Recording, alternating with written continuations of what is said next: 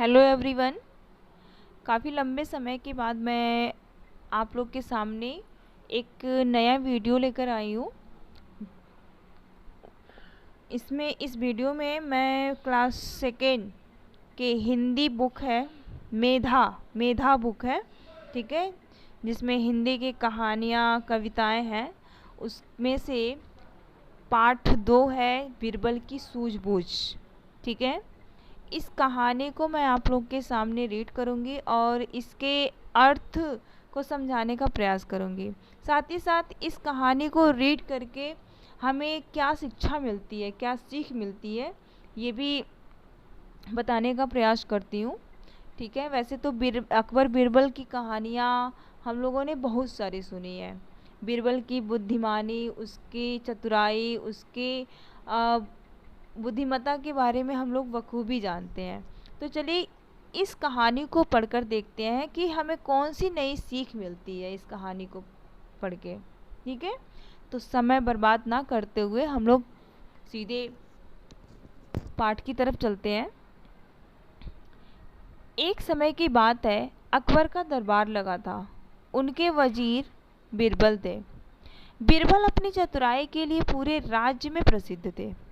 अकबर के दरबार में कुछ लोग बीरबल से ईर्ष्या करने लगे थे, क्योंकि वे राजा के अत्यंत प्रिय थे और लंबे समय से वजीर का पद संभाले थे। अकबर के सामने बीरबल की जगह तानसेन को वजीर बनाने का प्रस्ताव रखा गया। तानसेन बहुत बड़े संगीतकार थे। वे भी अकबर के नवरत्नों में शामिल थे। देखिए इसमें क्या बताया गया है कि एक समय की बात है कि एक बार अकबर का दरबार लगा था। जैसा कि हम जानते हैं कि अकबर बीरबल को अपना मंत्री बना के रखे हुए थे। कोई भी निर्णय लेना होता था, कोई भी बात रहती थी, कोई भी सलाह लेना होता था, तो वो बीरबल की ही सहायता लेते थे। बिना बीरबल की सहमति के वो कोई भी कार्य नहीं करते थे। और बीरबल अपनी चतुराई, अपनी बुद्धिमानी के लिए बहुत ही प्रसिद्ध भी थे, पूरे राज्य में प्रसिद्ध थे। जाहिर सी बात है, जब कोई अच्छा काम करता है, बुद्धिमान होता है, तो अगर उसकी प्रशंसा होती है तो लोग उससे जलते हैं, ठीक है। तो उनके दरबार में भी ऐसे बहुत सारे लोग थे जो उनसे ईर्ष्या करते थे, बीरबल से ईर्ष्या करते थे, जलन का भाव रखते थे। अकबर के सामने एक बार बीरबल की जगह तानसेन को वजीर बनाने का प्रस्ताव रखा गया। प्रस्ताव रखा गया मतलब कि प्रस्ताव में होता प्राकथन, मतलब उनके सामने एक प्रस्ताव रखा गया कि आप तानसेन को मंत्री बना दें। तानसेन फेमस है संगीत में, वो एक बहुत बड़े, बहुत ही जाने माने, बहुत ही प्रसिद्ध संगीतकार थे। वे भी अकबर के 9 रत्नों में से शामिल थे, ठीक है। अकबर के 9 रत्न थे और 9 रत्नों में बीरबल और तानसेन भी शामिल थे। अकबर ने बीरबल और तानसेन में से किसे नया वजीर चुना जाए, इसकी परीक्षा लेनी चाहिए। एक दिन अकबर ने दोनों को दरबार में बुलाया और एक पत्र देकर एक दूसरे देश के राजा के पास भेजा। कई दिनों की यात्रा के बाद जब दोनों पत्र लेकर वहां पहुंचे तो उस पत्र को पढ़ा गया। एक बार की बात होती है कि वजीर चुनने के लिए अकबर फैसला नहीं ले पा रहे थे कि किसको हम चुने, इसलिए वो परीक्षा लेना चाह रहे थे।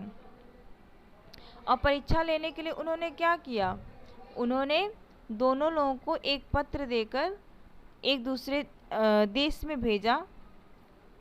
कई दिनों की यात्रा सफ़र के बाद जब दोनों वहां पहुंचे तो उस पत्र को पढ़ा गया। पत्र में इन दोनों को फांसी पर चढ़ाने की सज़ा लिखी थी। सज़ा को सुनकर तानसेन भयभीत हो गए। उन्होंने अपनी प्राण रक्षा के लिए बीरबल से उपाय पूछा। जब तानसेन ने यह खबर सुनी कि उस पत्र में दोनों लोगों को फांसी पर चढ़ाने की सज़ा लिखी है, तो वो तानसेन तो बिल्कुल डर जाते हैं।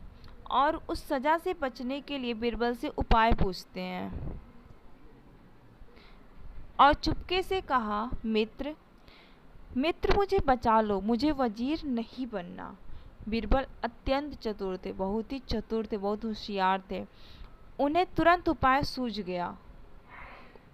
तत्पश्चात दोनों में पहले फांसी पर चढ़ने की होड़ लग गई।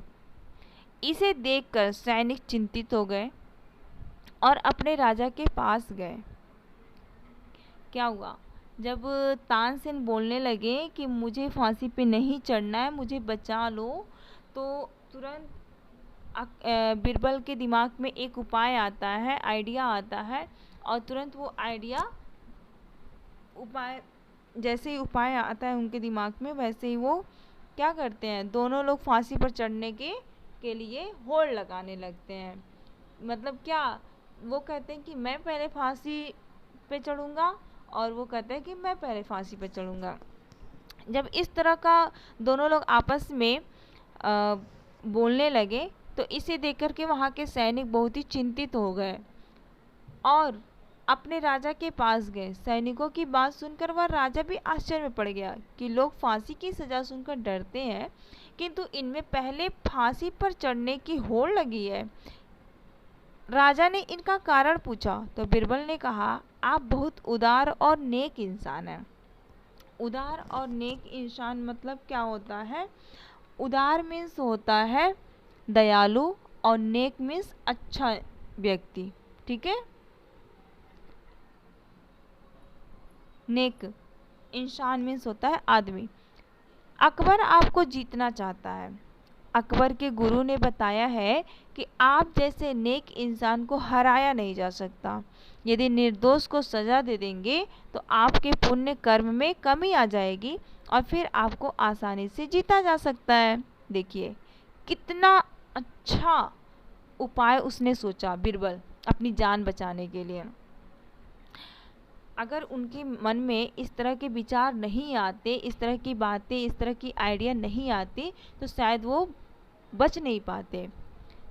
तुरंत उन्होंने ऐसा दिमाग लगाया और राजा को इस तरह का पाठ पढ़ाया कि अगर आप हमको सजा दे देंगे तो आप क्या होगा, आपके पुण्य कर्म में कमी आ जाएगी, क्योंकि हम लोग निर्दोष हैं, और निर्दोष को जब आप सजा देंगे तो आप जैसे नेक इंसान, अगर हम निर्दोष को सजा देगा तो फिर आपके जो पुण्य, आपके जो धर्म है उसमें कमी आ जाएगी, फिर आपको आसानी से जीता जा सकता है, फिर अकबर आपको आसानी से जीत लेगा।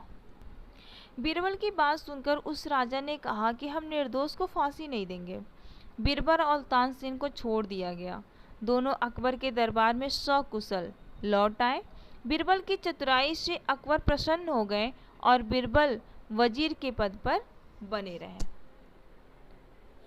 ठीक है, ये एक छोटी सी कहानी है, लेकिन इससे बहुत बड़ी सीख मिल रही है। हम कभी भी कोई हमारे जीवन में कोई दुख, कोई परेशानी आता है, कोई संकट का समय आता है, और उस समय अगर हम सूझबूझ से काम लेते हैं, हिम्मत से काम लेते हैं, अपने दिमाग को पॉजिटिव वे में रखते हैं और कोई भी निर्णय सोच समझ के लेते हैं, तो हमें सफलता मिलती है। अगर हम डर जाएंगे तो फिर हमें सफलता नहीं मिलेगी। जैसे कि तानसेन जब मौत की खबर सुनते हैं तो वो डर जाते हैं। उन्होंने अपना दिमाग नहीं लगाया कि हम कैसे इस सज़ा से हम मुक्त हो पाए, कैसे हम यहाँ से बच के निकल पाए। वो डर जाते हैं, लेकिन बीरबल डरते नहीं हैं, बल्कि उनके पास जो समय बचा हुआ था उसका सदुपयोग करते हैं, उसको अपना दिमाग लगाते हैं कि हम कैसे इस चीज़ से बच सकते हैं। उन्होंने उपाय ढूंढा और वैसा किया, और इस प्रकार वो दोनों सुरक्षित अपने राज्य में वापस आ जाते हैं।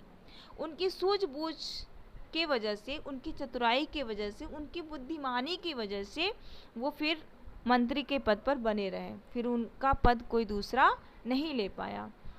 यही कारण है कि बीरबल आज भी प्रसिद्ध है, उनका नाम अमर है, उनका नाम सब लोग लेते हैं।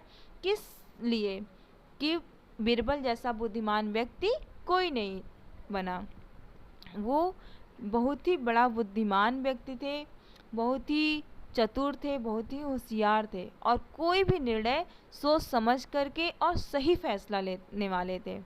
ठीक है, तो आज हम लोग भी ये निर्णय करें कि हमें भी अपने जीवन में कोई भी फैसला अगर लेना हो तो सोच समझ कर लें। जल्दीबाजी में अगर हम कोई निर्णय लेते हैं, कोई फैसला लेते हैं, तो आगे चल कर के हमें मुसीबतों का सामना करना पड़ता है। इसलिए थोड़ी सी देर हो ठीक है, बट कोई भी काम करने से पहले हम सोच समझ लें, विचार कर लें कि वो काम मेरे लिए सही है कि नहीं सही है, वो रास्ता मेरे लिए सही है कि नहीं सही है। ठीक है, तो हमें भगवान ने सबके पास दिमाग दिया है, सबको बुद्धि दी है, तो हमें अपनी बुद्धि का प्रयोग करना है। हमें अच्छी जगह अपनी बुद्धि को, अपने दिमाग को लगाना है, ताकि हमारा भी हमारे लिए भी अच्छा हो और दूसरों के लिए भी अच्छा हो, समाज के लिए अच्छा हो, पूरे देश के लिए हित करो। ठीक है, तो आज के लिए बस इतना ही। आप लोग इस कहानी को रीड कीजिए, समझने का प्रयास कीजिए, और जब नेक्स्ट टाइम हम आएंगे तो नेक्स्ट वीडियो में हम नेक्स्ट टॉपिक पे डिस्कस करेंगे। Okay, thank you, bye bye.